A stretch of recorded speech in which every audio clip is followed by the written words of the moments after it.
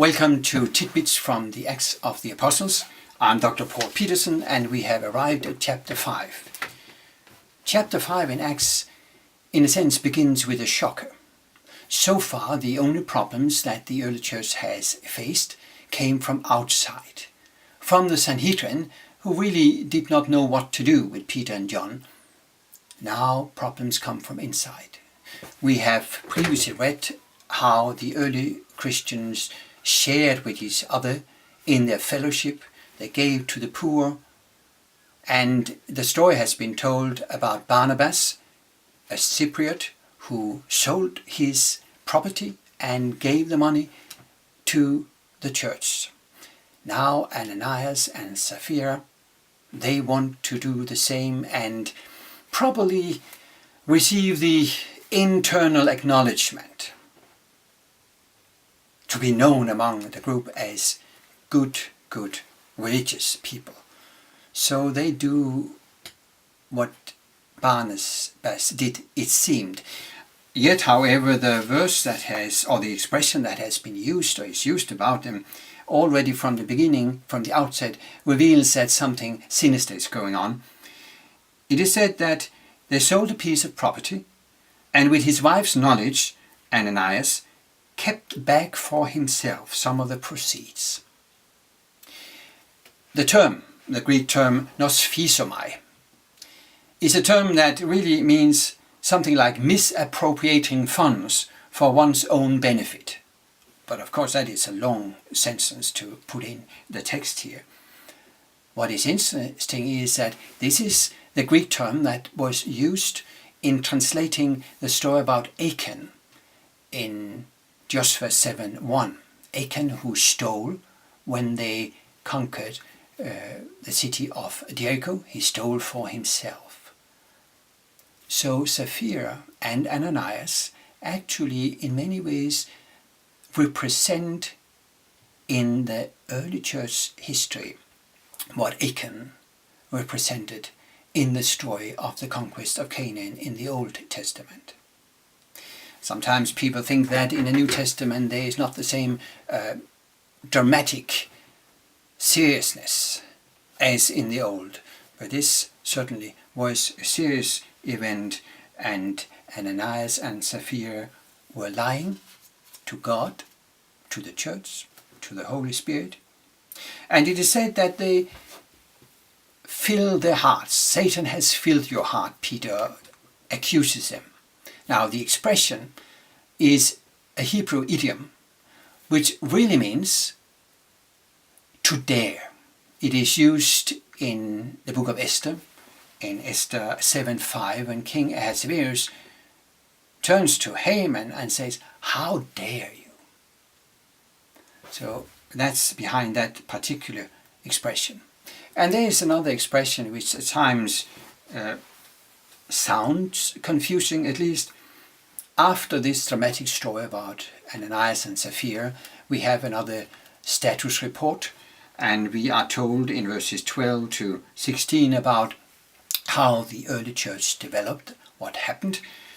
And then it's said in verse 13, 12 and 13, they were all together in Solomon's portico, that is in the temple, where they regularly gathered for prayer. So you would have a specific Christian group there.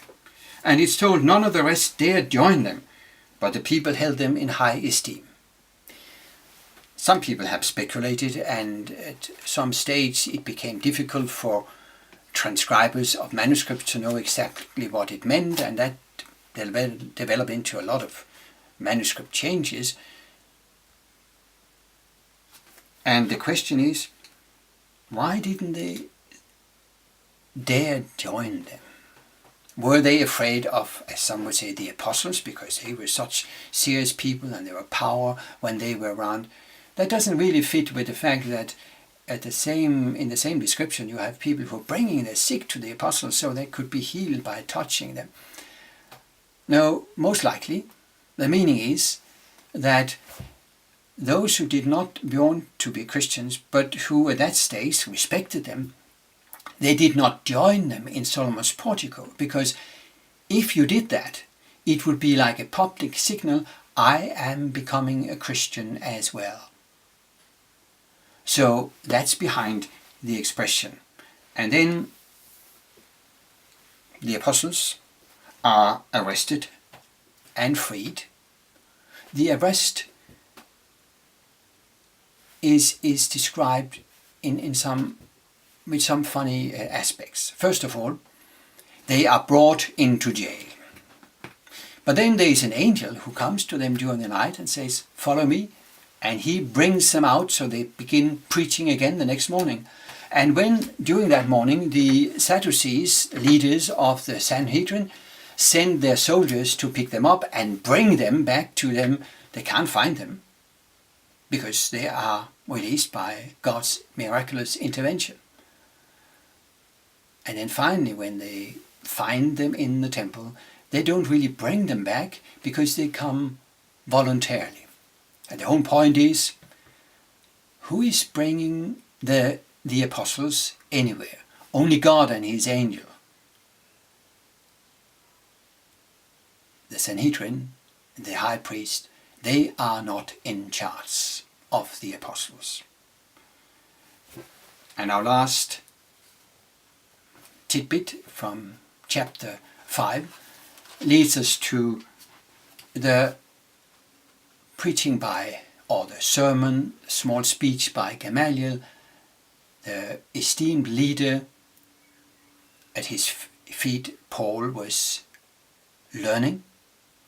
Gamaliel is the first time you have a Pharisee who intervenes, and he, from another party than the Sadducees, he addresses the Sanhedrin and asks them to show some caution and common sense.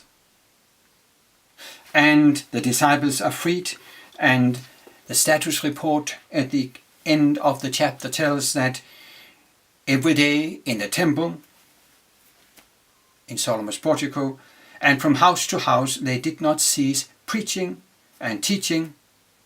The text turns it around, I think, that Christ is Jesus. That is, Jesus is the Christ. Here, Christ is not the personal name, it is a title of Messiah. Next time, when we move into chapter 6, there will be another internal problem from within the church, but that's for tidbits from Acts chapter 6. Now we are done for now. Thank you.